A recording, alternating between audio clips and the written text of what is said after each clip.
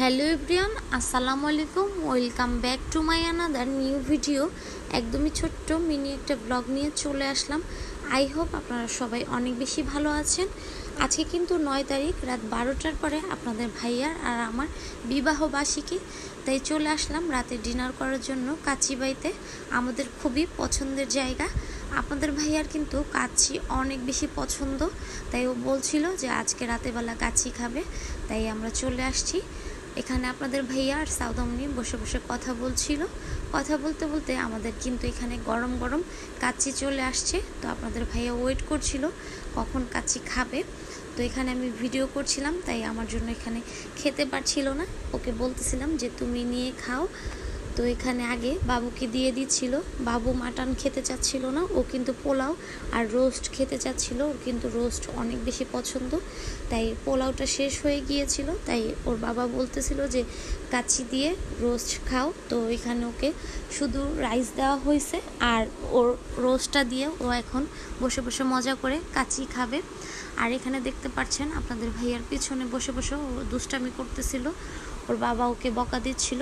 আর ওর জন্য এখানে একটা ফিরনি আর বোরহানি নিয়ে নিয়েছিলাম। সাউদামনি এখন মজা করে এখানে বসে বসে খাবে। আর আপনাদের ভাইয়া কিন্তু গরম গরম কাচ্চি শুরু করে দিয়েছে, একদম সব সালাদ নিয়ে মাখিয়ে অনেক মজা করে এখানে খাচ্ছিল। দেখতে পাচ্ছেন মাটনগুলো কিন্তু অনেক বেশি সফট ছিল।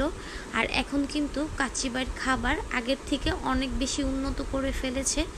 এর আগের বার আমার ভাসুরের জন্মদিনে যখন খেয়েছিলাম অত একটা খাবারটার টেস্ট লাগে নাই, কিন্তু এখন কিন্তু খাবারের মান অনেক বেশি ভালো করে ফেলেছে।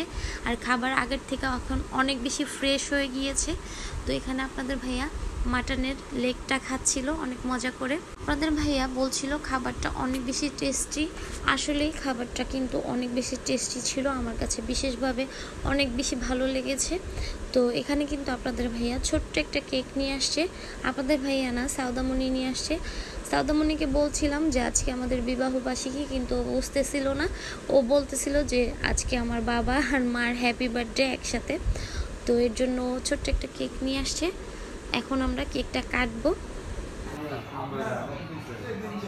হ্যাপি ইউনিভার্সিটি ডে সাউদারাম। দাঁড়াও দাঁড়াও দাঁড়াও।